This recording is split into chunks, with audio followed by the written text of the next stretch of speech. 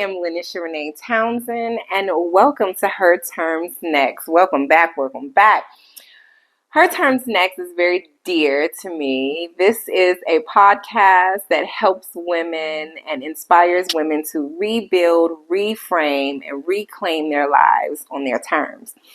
And today's this episode is for my ladies. Majority of the content is for the ladies, but this one is specifically for moms and women who are looking to redefine, on their terms and what that looks like. This topic is so personal to me.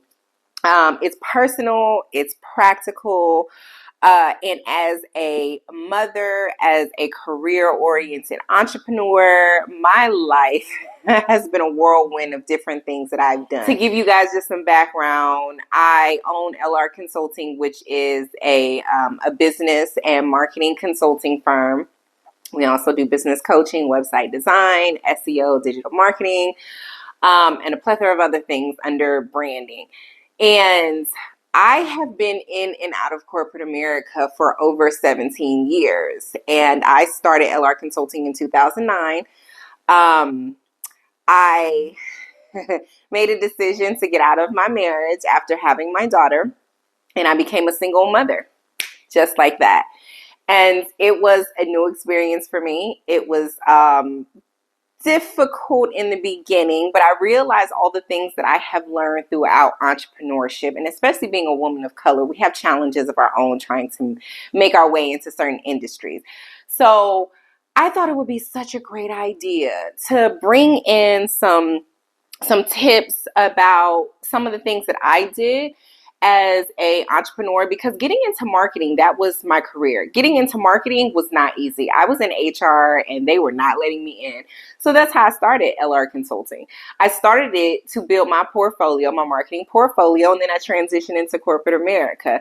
I then came to a crossroad, as most mothers do. And the company that I was the marketing director for, I built their marketing department. They wanted more from me. I couldn't give that to them. I had obligations with my young child. So I made it a point to transition and reopen my business and rebrand my business. And that was initially like one of my very first clients coming back into the world of entrepreneurship. So anyway, that's a little bit of a background. Not everyone can transition their employers into their clients.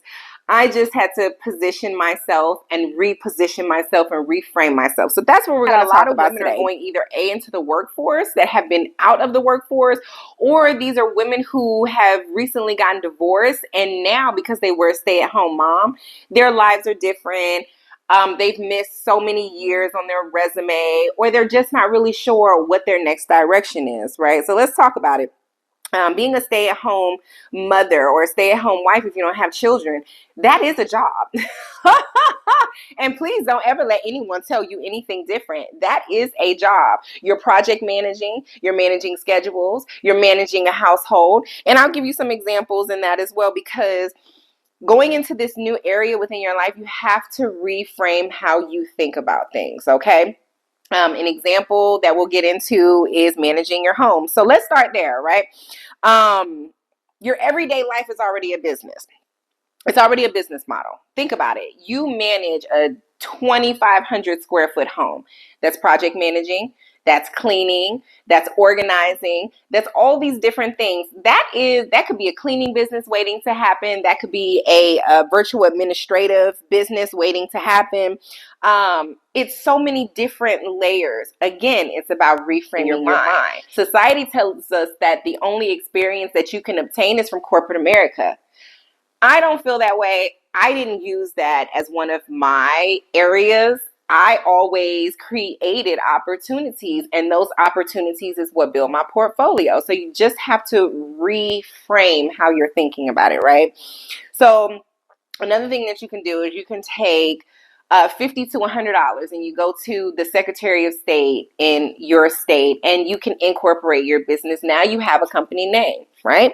So that's another avenue where you can start working under a company, but using those life skills as either roles and responsibilities on your resume if you're looking on going back into or getting reintroduced or just introduced into corporate America, or even starting your own business, right? You have your LLC, you have your business waiting to happen. You just have to, take some a little bit of funds and prioritize it, right?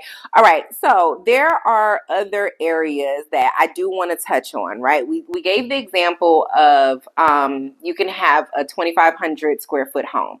And in that home, let's say a cleaning business, right? In that home, you clean, you did laundry, you prioritize scheduling for whatever it was that you did within the home.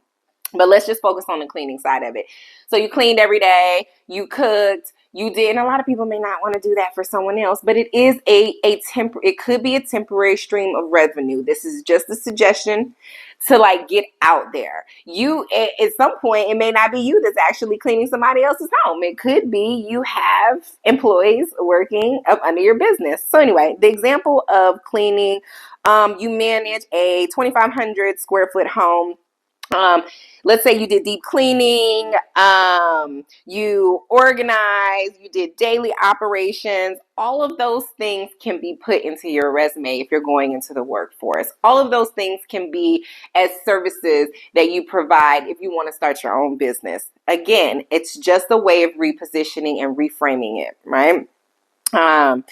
And so if someone asks you like your experience, you would tell them that these are the things that I did. You wouldn't say it's for your home. You would say up under your business, Susie's cleaning services.com or Susie's Cleaning Services LLC.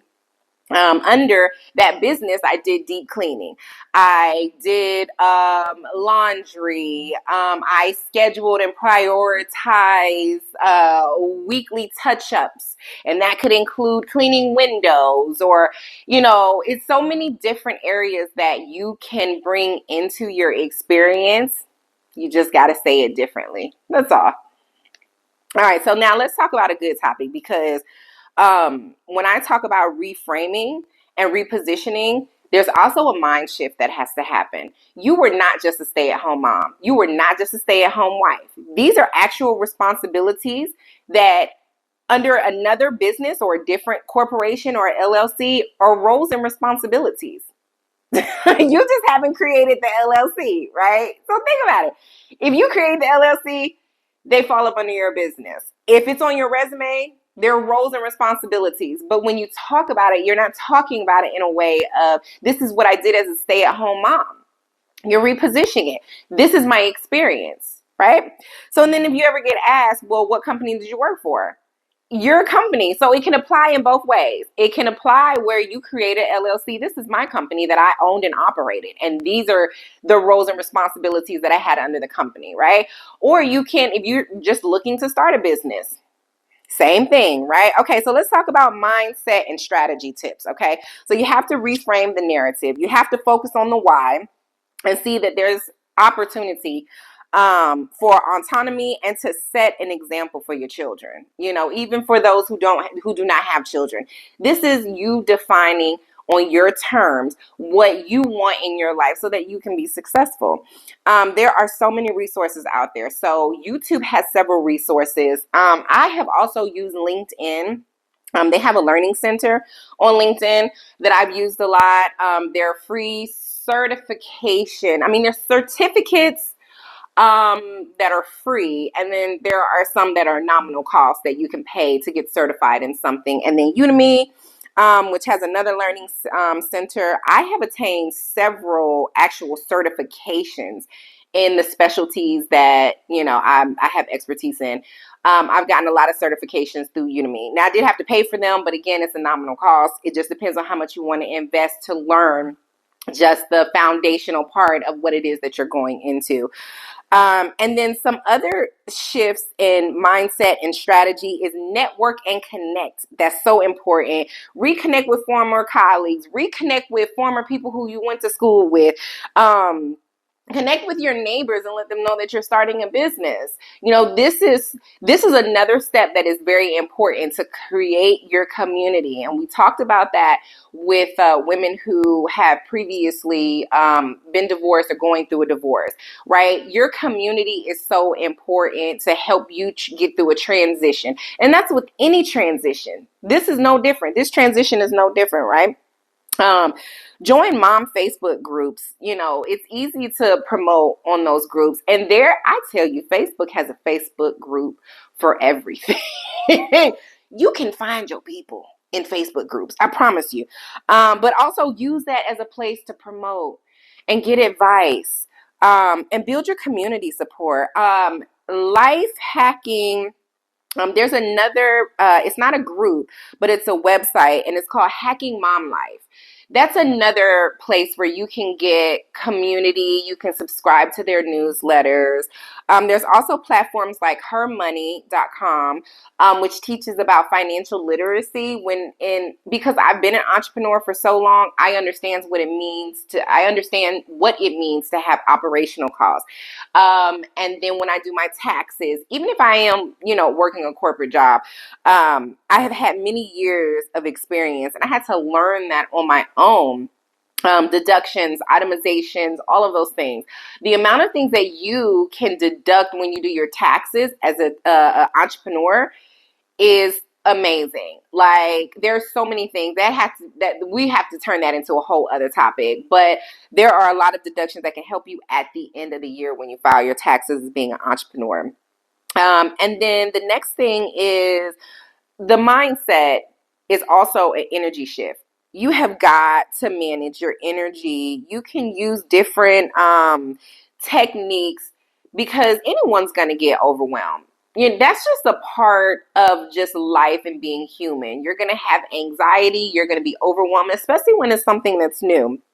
Uh, so definitely find. So I listen to a lot of rainwater, especially when I know that I'm getting frustrated. My body will tell me, listen to those cues of your body. Do not try to maneuver through stress or anxiety. That only causes health issues, especially for women, right?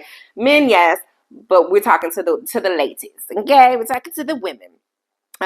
So definitely find your techniques necessary to reduce stress, because you're going to have it. Going into something new is so scary. And there are so many different layers of emotions that you're going to feel, but you can do it. You can do it, and you can get through it. You were talking to a woman, and I say talk because you my girls, right? I know some of y'all be talking to this screen, right? I say talk to because you're talking to a woman who's making six figures in corporate America. I have had a very profitable business. I have other businesses that are profitable, and I had to take a step back. And I had to evaluate my stress. I had to evaluate what was a priority, what could get pushed to the side, what I could help now, and what I couldn't do until later. I had to let people go. I had to let, opportunities go. There are so many things that I had to do, and you're going to have to do. Sometimes we feel like, oh, well, we'll just take on everything. We'll just take on everything. And that is a mentality that society has taught us, that we can conquer everything. Everything don't need to be conquered, okay? Everything doesn't need to be conquered. Everything doesn't have to be done, okay? So anyway, I just want you all to find your peace, find your place, and find it before you get into whatever you're going to do. Whether you're re-entering corporate America, you're entering corporate America, or entering and starting a new business. Find your safe space within yourself first. Find your zen, find your happy, find your techniques, your breathing. My daughter knows how to regulate her emotions through breathing techniques because I taught her that. And that's another thing that I had to learn how to do. I also like yoga. That's a thing too. Now, I'm not with the hardcore yoga, so don't hit me up on that and ask me about it. I like the stretching yoga, okay? All right, so another thing is low-cost platforms to start earning. This is really cool. So for those who are looking to get into entrepreneurship, this is for you all. I put a whole bunch of little points in here that I think is going to help y'all.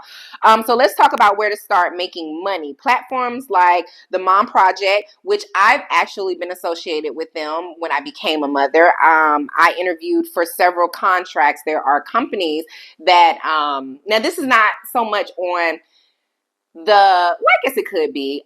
They had W-2 opportunities. They also had contract work as W-2s, but they also had 1099 opportunities. So it just depends on, what you're looking for, what you want.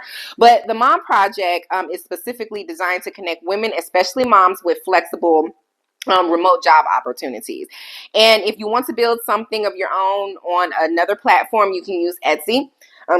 Etsy is so perfect for low overhead businesses. Oh, it's very perfect. I mean, as a mom, if you haven't used Etsy, I don't know where you live in. Like, I use Etsy every year for my daughter's birthday parties, and I am the one who's putting a extravaganza together for her. So I use Etsy a lot. We're talking about customized chucks with the bedazzles and her name on it, customized outfits. Then another technique is you don't need a big budget if you want to start promoting on Etsy, right? You can go to Dollar General, to the dollar store, and the things that resonate with you that you like, you can customize that. You can take $10, $20, or you can take $20, go to the dollar store, take $10, $20, go to Michael's or wherever your craft store is, and spend $10 to $20 and customize those items that you purchased for $20 at Dollar General and put it on Etsy. And you have your low overhead business right there. And it's something that you can be creative in doing. There's so many moms who will buy things, even if you do it with your children. There are moms who will purchase it and support other moms. That is one thing that I have seen since becoming a mother and finding my community. There are a lot of moms that will support other moms. So the key is customization, right? It's not, you're going to Dollar General, to the Family Dollar, because 9 times out of 10, they do not have custom branded or trademark names on them. You can go and get a hairbrush and bedazzle the hairbrush. You can go and get sweatbands. You can go and get headbands. And there's so many different opportunities that there are a lot of people out there on Etsy that are looking for things that you would not think most people are looking for. I mean, I have looked for the craziest. I was looking for seashells just so that I could spray paint them because, I wanted to spray paint them and theme them as my daughter's birthday party. She had an aquatic birthday party. So anyway, that's just, something very unique. And what I call that in my industry is branding. You are branding your items with the customization that you're doing to them. So again, I've personally bought on Etsy, I don't know how many times, and people are looking for things that feel very specific, very custom, and things that they can resonate with. So now let's talk about visibility with those items, right? Let's talk about that because creating something is one thing, but people seeing it is a whole other thing, right? And we know there's so many social media. You have Instagram, you have X, you have Etsy, you have all these different places. But that's where Pinterest comes in. Pinterest, for someone who is starting their own shop where they're customizing items that have low overhead that you're purchasing. Etsy is a good place to start. It's not just for social media. It's a visual search engine, and people go there for inspiration, ideas. So if you think about going back to the hairbrush or the headband, and you customizing it and posting it on Etsy, and you have a specific name for it. People are searching and looking through these images and they're like, oh, wait, this is something that's really unique. I've never seen this before. And you redirect them over to your Etsy page. Let's talk about the next category, flipping and reselling. The $20 business model. And I am coining it this because in my research, I was looking at what it would cost to do this specific thing. And I'm going to get into it and tell y'all. It's so cool. Okay, so let's talk about one of my favorite low-cost ideas, which is reselling. There's a young lady who started a business called The Lucky Lamb. And she is so trendy. She's so cool. She does pop-up shops and everything. And her model is so simple and low cost. And I think this is something, it's a great idea. She goes to thrift stores. Now, there are all kind of thrift stores. You have thrift stores that are on the high end thrifting. They have shows about thrifting. And then you have thrift stores that have 50-cent days, 25-cent days, 75-cent days. So you could take maybe like $20.